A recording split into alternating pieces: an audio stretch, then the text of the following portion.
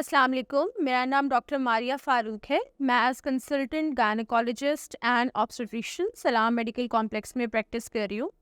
आज जिस टॉपिक पे हम डिस्कस करेंगे दैट इज़ सिज़ेरियन सेक्शन, मतलब ऑपरेशन के थ्रू बच्चे को डिलीवर करना।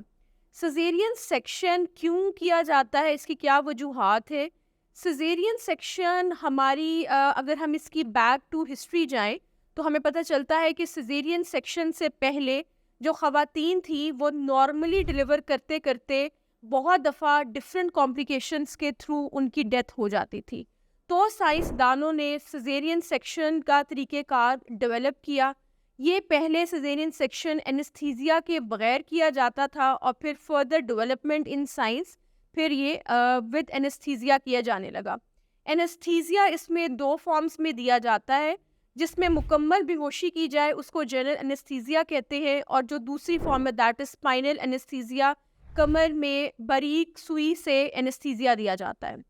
सिज़ेरियन सेक्शन करने की क्या वजूहात है, किस वजह से हमने इसको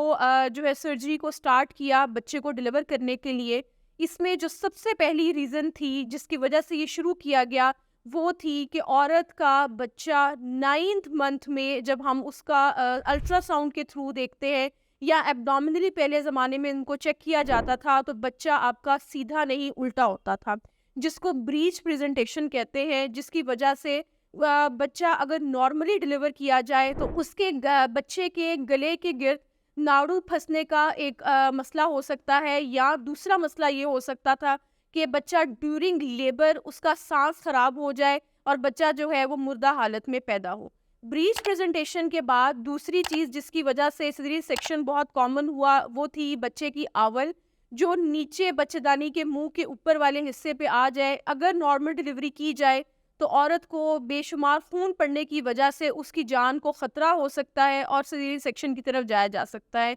जिसको आम ज़ुबान में प्लेसेंटा प्रीविया, प्लेसेंटा इंक्रीटा, परक्रीटा को कहा जाता है। तीसरी चीज़ जिसकी वजह से सिज़ेरियन सेक्शन किया जाता है वो है ऑब्स्टेट्रिकल इमरजेंसीज़, यानी कि बच्चा हमारे पास मरीज़ आया है, उसको बहुत ज़्यादा ब्लीडिंग हो रही है, या औरत हमारे पास आई है और उसको ब्लड प्रेशर बहुत तेज़ है, उसके शुगर लेवल्स जो है वो कंट्रोल्ड में नहीं है, या हमारे पास एक औरत आई है जिससे नॉर्मल डिलीवरी करने से उस औरत की जान को ख़तरा हो सकता है, तो सिज़ेरियन सेक्शन को जो है अडॉप्ट किया गया है। सिज़ेरियन सेक्शन की एक वजह ये भी हो सकती है कि जो बच्चा है उसका वज़न 4.5 किलो से ज़्यादा हो, कि अगर उसको नॉर्मल डिलीवर किया जाए तो बच्चे के जो है वो सांस में उसको दुश्वारी होने की वजह से या बच्चे के किसी आज़ा को कोई तकलीफ़ पहुंचने की वजह से सिज़ेरियन सेक्शन के रास्ते को अपनाया जाता है।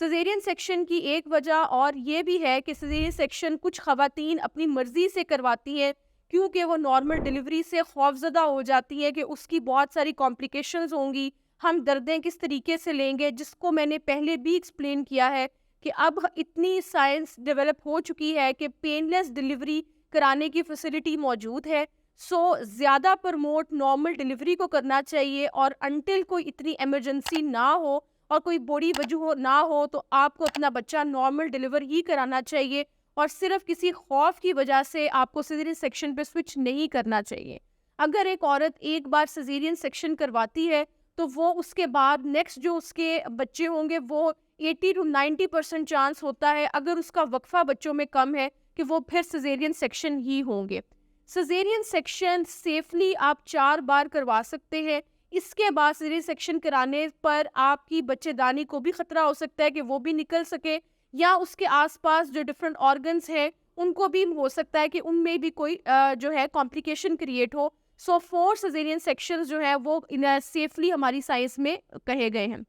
सिज़ेरियन सेक्शन का रास्ता सिर्फ तभी अडॉप्ट करना चाहिए जब आपको लग रहा है कि आपके अंदर कोई ऐसी कॉम्प्लिकेशन है जिसकी वजह से आप नॉर्मल डिलीवर नहीं कर सकते, वरना अपने बच्चे को हमेशा नॉर्मली ही डिलीवर कराना एक समझदार डिसीजन होगा। अगर आप अपनी डिलीवरी से मुतल्लिक किसी किस्म का कोई सवाल जानना चाहते हैं या किसी किस्म का कोई मसला डिस्कस करना चाहते हैं गायनी से या अपनी प्रेगनेंसी से रिलेटेड, तो मुझे आके सलाम मेडिकल कॉम्प्लेक्स में मिलिए। मैं रोज़ाना 6 बजे से 9 बजे तक सलाम मेडिकल कॉम्प्लेक्स में प्रैक्टिस कर रही हूँ।